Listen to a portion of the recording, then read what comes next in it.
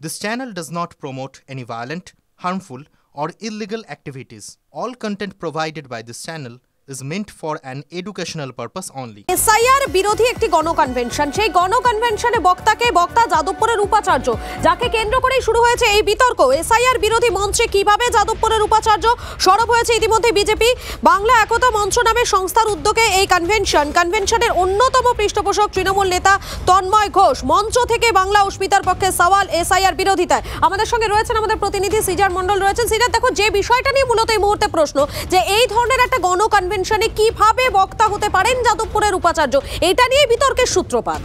একদমই, কারণ গতকাল মৌলালী যুব কেন্দ্রে এই কনভেনশনের ডাক দেওয়া হয় এবং সেই কনভেনশনে দেখা গেল বাংলা একতা মঞ্চ নামে একটি স্বেচ্ছাসেবী সংস্থা উদ্যোগে এই কনভেনশন, যেখানে এসআইআর এবং এনআরসি বিরোধিতা একটা বড় প্রাধান্য পেয়েছে এবং সেই সঙ্গে সঙ্গে মূল সুরটা কোথাও বাঁধা ছিল বাংলার অস্মিতা, বাঙালি অস্মিতা নিয়ে মূল সুরটা বাঁধা ছিল, যেটা শাসক দলেরও সুর। আর সেখানে যারা উপস্থিত ছিলেন এবং অন্যতম এই সংস্থার পৃষ্ঠপোষক হিসেবে যিনি পরিচিত তন্ময় ঘোষ, তিনি শাসক দলের একজন নেতৃস্থানীয় ব্যক্তি এবং তাকেও বলতে দেখা গেল সেই এসআইআর বিরোধিতার সুরে। আর সেখানেই অন্যতম প্রথম বক্তা ছিলেন চিরঞ্জীব ভট্টাচার্য, যিনি যাদবপুর বিশ্ববিদ্যালয়ের উপাচার্য। এবং সেখান থেকেই একটা প্রশ্ন উঠছে, বিরোধীরা প্রশ্ন তুলছে যে তাহলে শিক্ষার যে রাজনীতিকরণের যে অভিযোগ তারা বারবার করছেন, সেটা কিন্তু হাতে কলমে প্রমাণিত হয়ে গেল এই ধরনের শাসক দলের যে সুর বাঁধা একটা কনভেনশনে সেখানে উপাচার্য বক্তব্য রাখছেন সেই জায়গায় দাঁড়িয়ে।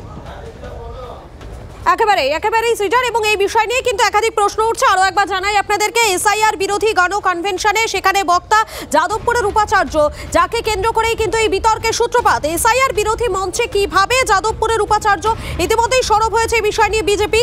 বাংলা একতা মঞ্চ নামে সংস্থার উদ্যোগে এই কনভেনশনের অন্যতম পৃষ্ঠপোষক তৃণমূল নেতা তন্ময় ঘোষ, এবং মঞ্চ থেকে বাংলা অস্মিতার পক্ষে সওয়াল এসআইআর বিরোধিতা, সেই মঞ্চেই বক্তা যাদবপুরের উপাচার্য চিরঞ্জীব ভট্টাচার্য।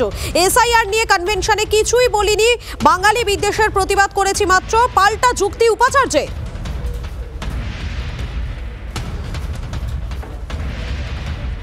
আরো একবার জানাই আপনাদেরকে, এসআইআর বিরোধী গণকনভেনশনে বক্তা যাদবপুরের উপাচার্য, যাকে কেন্দ্র করেই শুরু হয়েছে বিতর্ক। বিজেপি নেতা রাহুল সিনহা রয়েছেন আমাদের সঙ্গে, আপনাকে স্বাগত টিভি 9 বাংলায়। দেখুন, এসআইআর বিরোধী একটি মঞ্চ, সেই মঞ্চে দেখা যাচ্ছে যাদবপুরের উপাচার্য, এবং তিনি সেখানে এসআইআর বিরোধী মঞ্চে কি করছেন, এটা নিয়ে কিন্তু মূলত এই মুহূর্তে প্রশ্ন উঠছে। দেখুন, বিষয় হচ্ছে যে এই জাতীয় ঘটনা যেটা ঘটছে পুরোপুরি তৃণমূল কংগ্রেস করাচ্ছে। তৃণমূল কংগ্রেস এখন এমন একটা সংকটের মুহূর্তে আছে যে বাঁচার জন্য তৃণমূল কংগ্রেস খড়কুটো শিকড় যা কিছু ধরে বাঁচতে চাইছে। সেই জন্য একজন উপাচার্য এই জাতীয় মিটিং এর মধ্যে থাকা মানে প্রকারান্তরে আমি মনে করি যে দেশ এবং সংবিধান বিরোধী কাজ করছে।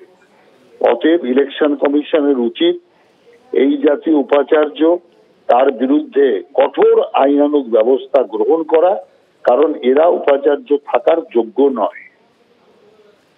ধন্যবাদ আপনাকে। আমাদের সঙ্গে ছিলেন বিজেপি নেতা রাহুল সিনহা। দেখুন, মধুকল্পিতা যে খবর দেখাচ্ছিল এবং আমরা রাহুল সিনহার সঙ্গে কথা বললাম, অর্থাৎ এই মুহূর্তে বিজেপির অন্তত বক্তব্য যে এ ধরনের শিক্ষক অন্তত এ ধরনের মঞ্চে থাকা উচিত নয়। এসআইআর বিরোধী গণকনভেনশন এবং সেখানে বক্তাকে যাদবপুরের উপাচার্য। এসআইআর বিরোধী মঞ্চ অর্থাৎ একটা রাজনৈতিক লাইন, রাজনৈতিক বক্তব্য, কিন্তু সেখানে যাদবপুরের উপাচার্য কেন? বিজেপি খুব স্বাভাবিকভাবেই এটাকে ইস্যু করেছে, তারা সরব। রাহুল সিনহার সঙ্গে আমরা বক্তব্য রাখলাম, কথা বললাম। বাংলা একতা মঞ্চ নামে সংস্থার উদ্যোগে কনভেনশনের অন্যতম পৃষ্ঠপোষক তৃণমূল নেতা তথা তৃণমূল কংগ্রেসের মুখপাত্র তন্ময় ঘোষ। মঞ্চ থেকে বাংলা অস্মিতার পক্ষে সওয়াল করা হয়েছে, এসআইআর এর বিরোধিতা করা হয়েছে। সেই মঞ্চেই বক্তা যাদবপুরের উপাচার্য চিরঞ্জীব ভট্টাচার্য, এবং যেটা নিয়ে নানান প্রশ্ন উঠতে শুরু করেছে এসআইআর নিয়ে। কনভেনশনে কিছুই বলিনি, বাঙালি বিদ্বেষের প্রতিবাদ করেছি মাত্র, পাল্টা যুক্তি উপাচার্যর। আমরা এই বিষয়টা নিয়ে কথা বলবো। সুমন মহাপাত্র আমাদের সঙ্গে রয়েছেন। সুমন, প্রথম কথা হচ্ছে, একজন উপাচার্য এরকম ধরনের একটা মঞ্চ যেখানে রাজনৈতিক বক্তব্য খুব পরিষ্কার, রাজনৈতিক লাইন রয়েছে, সেখানে একজন বিশ্ববিদ্যালয়ের উপাচার্য বক্তব্য কেন রাখবেন? কি যুক্তি উপাচার্যের, চিরঞ্জীব ভট্টাচার্যের? দেখো, চিরঞ্জীব ভট্টাচার্য যাদবপুর বিশ্ববিদ্যালয়ের এই মুহূর্তে স্থায়ী উপাচার্য। এর আগে তিনি এখানকার সহ উপাচার্যের দায়িত্ব পালন করেছেন এবং তিনি কেমিক্যাল ইঞ্জিনিয়ারিংয়ের অধ্যাপক, দীর্ঘদিন ধরে যাদবপুর বিশ্ববিদ্যালয়ের সঙ্গে যুক্ত। সেক্ষেত্রে এরকম একটা মঞ্চ যেখান থেকে একটা রাজনৈতিক দলের বিরোধিতা করা হচ্ছে বা পদক্ষেপের বিরোধিতা করা হচ্ছে, সেখানে তিনি কেন গেলেন, এই প্রশ্নই উপাচার্যকে করা হয়েছিল। উপাচার্য দাবি করছেন যে তিনি প্রথম বক্তা ছিলেন, তিনি তার বক্তব্য পেশ করার পর বেরিয়ে গেছেন, তারপরে কে কি বলেছেন, কি লক্ষ্যে এই সভা ছিল, সেটা দায় তার উপর বর্তাতে পারে না। তিনি বলেছেন যে তিনি বাংলা ভাষা এবং যাদবপুর বিশ্ববিদ্যালয়ের গড়ে ওঠা নিয়ে কথা বলেছেন, সেটাই তাকে জানানো হয়েছিল, সেভাবেই তার বলার কথা ছিল। তিনি প্রথম বক্তা ছিলেন, তাই তিনি শুধুমাত্র বাংলা অস্মিতা, বাঙালির কথা এবং তার সঙ্গে সঙ্গে যাদবপুর বিশ্ববিদ্যালয়ের আবেগের কথা বলেছেন। এসআইআর শব্দটা তিনি মুখেও আনেননি, ফলে এই মঞ্চে গিয়েও তিনি কনভেনশনে, তার মানে তিনি এসআইআর শব্দটা মুখেও আনেননি, এই বিষয়ে কোনো কথা বলেননি। আমরা একটু শুনি যাদবপুর বিশ্ববিদ্যালয়ের উপাচার্য চিরঞ্জীব ভট্টাচার্য তিনি কি বলছেন, শোনাই তার বক্তব্য আপনাদের। আমি আমার প্রথম স্পিকার ছিলাম, আমি প্রথম বক্তব্য রেখে বেরিয়ে গেছি। তারপরে যদি কে কী বলেছে না বলেছে তার কিন্তু কোনো দায়বদ্ধতা আমার থাকে না, যে কোনো কনভেনশনেই এটা ট্রু। ডেফিনেটলি এখানে এসআইআর সম্পর্কে আমি কোনো বক্তব্য যদি রাখার হতো তাহলে আমি ওখানে পাবলিকলি রাখতাম। আমি এসআইআর ওয়ার্ডটা কিন্তু কোথাও কোনো জায়গাতে ইউজ করিনি, that is a recorded fact. আমি যখন আমার বক্তব্য রেখেছি, আমার বক্তব্য গোটাটাই লাইভ রয়েছে, আমি কি বলেছি গোটাটাই রেকর্ডেড। ফলে সেই জায়গাতে আমার বক্তব্যটা আমি যেটা বলেছি, এবং সেটা সব জায়গাতে স্টেট গভর্নমেন্ট কেন গভর্নমেন্ট অফ ইন্ডিয়ারও ওটা স্বীকৃত, যেটা হচ্ছে বেসিক্যালি পলিসি যে ভার্নাকুলার ল্যাঙ্গুয়েজকে সবসময় গুরুত্ব দেওয়া উচিত। এই মুহূর্তে তন্ময় ঘোষ আমাদের সঙ্গে রয়েছেন। তন্ময় ঘোষ এই মুহূর্তে মুখপাত্র তৃণমূল কংগ্রেসের, এবং এই যে কনভেনশন সংস্থার, যে সংস্থার উদ্যোগে এই কনভেনশন, সেই কনভেনশনের অন্যতম পৃষ্ঠপোষকও তিনি। তন্ময়বাবু, আমার আপনাকে প্রশ্ন হচ্ছে যে একজন বিশ্ববিদ্যালয়ের উপাচার্য তিনি রাজনৈতিক লাইনে কথা বলবেন কেন? কারণ তিনি এই বাঙালি অস্মিতার সম্পর্কে কথা বলছেন, তিনি এসআইআর এর বিরোধিতা করে কথা বলছেন, এবং এমন একটা মঞ্চকে বেছে নিলেনই বা কেন তিনি? আপনার কি বক্তব্য?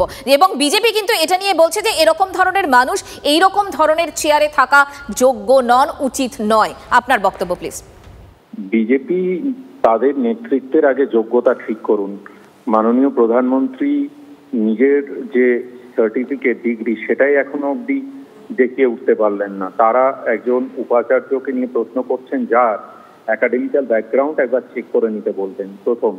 দ্বিতীয় কথা হচ্ছে বাঙালি এবং বাংলা ভাষা যাদবপুর বিশ্ববিদ্যালয় কিভাবে তৈরি হয়েছিল, তার স্বদেশীর প্রেক্ষিত, এগুলো বলা যদি আজকের ভারতবর্ষে অন্যায় হয়, অপরাধ হয়, সরকার বিরোধিতা হয়, তাহলে বুঝতে হবে এই সরকার গণতান্ত্রিক পদ্ধতিতে চলছে না।